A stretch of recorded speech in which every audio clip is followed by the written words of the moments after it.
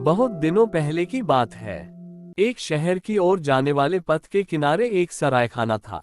उस पथ से शहर जल्दी पहुंचा जा सकता था, परंतु उस पथ पर कम लोग ही आते जाते थे। कारण ये कि उस पथ में एक घना जंगल पड़ता था। कभी कभी हिंसक पशु पथ पर चलने वालों पर आक्रमण कर देते थे, जिससे पथिकों की मृत्यु भी हो जाती थी। इसीलिए प्राण भय से लोग उस पथ से शहर जाने में हिचकिचाते थे। जिन्हें जरूरी या जल्दी होती थी, वे ही उस पथ से जान को हथेली पर लेकर शहर जाते थे। उस सड़क पर अधिक आवागमन नहीं था, इसलिए सरायखाने में बहुत कम लोग आते थे। सरायखाने का मालिक अक्सर बैठकर मक्खी मारा करता था। सरायखाने का मालिक अच्छा आदमी था। उसका हृदय दया का सागर था। सरायखाने में आने वालों से वह बहुत अच्छा व्यवहार करता था। उनके आदर सत्कार में कोई कमी नहीं करता था। सरायखाने में रहने खाने के उपरांत अगर किसी के पास पूरा पैसा नहीं होता था, तब भी वह कभी उसके साथ खराब व्यवहार नहीं करता था। अनेक गरीब वहां आते। वे सब जब समय पर उचित पैसा नहीं दे पाते, तब सरायखाने का मालिक उनसे कुछ काम करवा लेता।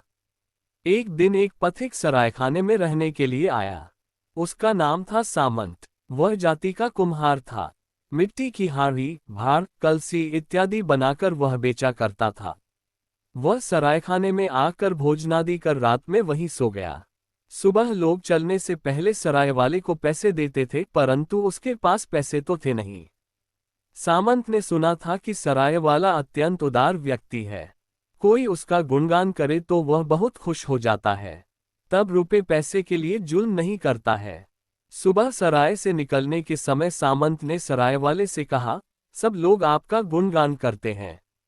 मैंने भी देखा है कि आप बहुत अच्छे आदमी हैं। ग्राहकों की सेवा अपने लोगों की तरह करते हैं। साधारणतः ऐसा कहीं नहीं देखा जाता है। आपको देने के लिए मेरे पास पैसे नहीं हैं, पर कुछ कम दामी मिट्टी के पात्र हैं। लेकिन उनसे आपका पैसा पूरा नहीं होगा। मेरे पास कुछ रंगीन खड़िया मिट्टी के टुकड़े हैं। वे सब मैं आपको दे सकता हूँ। सामंत के मुख से अपनी प्रशंसा सुनकर सराय वाला मुग्ध हो गया। उसने कहा, मुझे इन सब चीजों की जरूरत नहीं है भाई। तुम्हारे पास पैसे नहीं हैं तो क्या हुआ, तुम जा सकते हो। सामंत ने कहा, रंगीन खड़िया मिट्टी आप रख लें। ये जादुई खड़िया मिट्टी है। बहुत अद्भुत कार्य होते हैं इसके द्वारा। ये कहकर उसने रंगीन खड़िया मिट्टी से दीवार पर एक पक्षी का चित्र बनाया। पक्षी की देह पर विभिन्न प्रकार रंग लगाने से देखा गया कि वह एक मयूर बन गया है।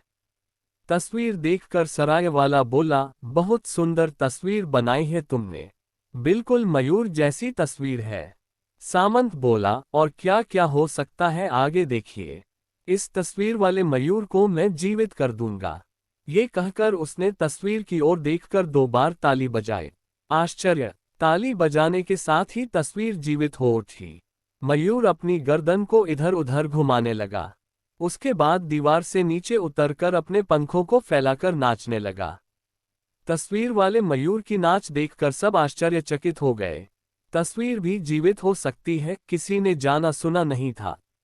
सभी लोग सामंत की अद्भुत क्षमता की तारीफ करने लगे। तब सामंत ने कहा, अब देखिए, तस्वीर का जीवित मयूर पुनः तस्वीर बन जाएगा। ये कहकर उसने 3 बार ताली बजाई। देखते ही देखते मयूर पहले की तरह दीवार में समाकर चित्र बन गया। सामंत ने सराय वाले को कहा, ये जादू वाला मयूर मैं आपको देकर जा रहा हूँ। आप जब 2 बार ताली बजाएगा, तब मयूर दीवार से नीचे उतरकर नाचने लगेगा। जब 3 ताली बजाएगा, तब मयूर पुनः पहले जैसी तस्वीर बन जाएगा। यह मयूर आपका बहुत उपकार करेगा। मयूर का नाच देखने के लिए लोगों की भीड़ लग जाएगी आपके सरायखाने में। तब एक बात याद रखिएगा, इस कमरे में मात्र एक व्यक्ति हो तो विपद होगा। मयूर जिंदा तो होगा, परंतु तुरंत मर जाएगा। उसके बाद सामंत सराय वाले से विदा लेकर चला गया।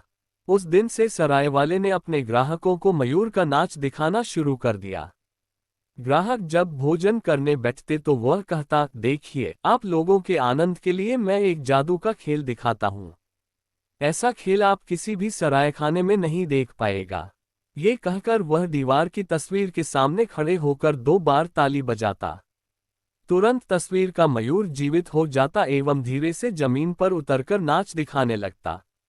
ग्राहक भोजन करना भूलकर आश्चर्यचकित होकर मयूर का नाच देखते रहते थे। कुछ देर बाद सराय वाला 3 ताली बजाता। देखते ही देखते नाचता हुआ मयूर दीवार में समाकर तस्वीर बन जाता। ऐसी आश्चर्य वाली घटना को फैलने में देर नहीं लगती है। जो सुनता अवाक रह जाता। दिन प्रतिदिन सरायखाने में लोगों की भीड़ बढ़ने लगी। सब जादुई मयूर का नाच देखने के लिए आते। वे लोग जल्दी जल्दी भोजन कर लेते। भोजन का पैसा भी पूरा चुका देते, फिर मयूर का नाच देखने का आग्रह करते। सराय वाला तब अपने ग्राहकों को संतुष्ट करने के लिए मयूर का नाच दिखाता। देखते देखते उस उपेक्षित सरायखाने में लोगों का जमघट लगने लगा। सराय वाले का भाग्य जाग उठा। अब वह बहुत अमीर बन गया था। एक दिन रात में एक व्यक्ति सरायखाने में आया। वह दूसरे देश का एक धनी व्यापारी था। उसने सराय वाले को कहा, मैंने सुना है कि तुम्हारे इस सरायखाने में एक जादू के मयूर का नाच होता है। क्या ये सच है? सराय वाले ने कहा, जी बिल्कुल सच है। व्यापारी बोला, मैं मयूर का नाच देखूंगा। इसके लिए मैं तुम्हें एक थैली सोने की मोहर दूंगा। सराय वाले ने कहा, आप थोड़ी देर प्रतीक्षा कीजिए और कुछ लोग आ जाएं तो एक साथ सबको नाच दिखाऊंगा। व्यापारी बोला, नहीं नहीं, कोई आदमी नहीं रहेगा।